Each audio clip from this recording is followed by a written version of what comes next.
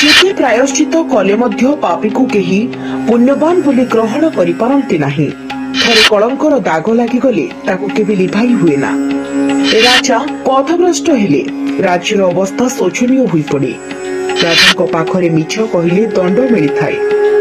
शत्रु सहित धोखा कले धन ह्रास हुए।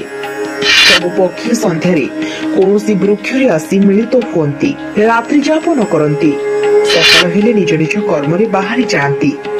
संसार का मध्य प्राणी एक आवास स्थल। शुभ सकाळ दिनटी आपणक पई मंगलमय हो। जय श्री कृष्ण। जेते प्रायश्चित कले मध्य पापी को केही पुण्यवान बोली ग्रहण करि पारंती नाही। थरे कलंकर दाग लागि गले ताकू केबे लिभाई हुए ना। राजा पथभ्रष्ट हेले राज्यर अवस्था शोचनीय होई पड़े।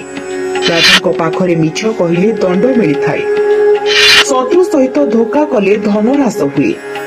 सब पक्षी संध्यारे कौनसी वृक्षरे आसी मिलित हुअन्ति, रात्रि जापन करन्ति, सकाळ हेले निज निज कर्म रे बाहरी जाती। संसार का मध्य प्राणी एक आवास स्थल। शुभ सकाळ दिनटी आपणक पई मंगलमय हो। जय श्री कृष्ण।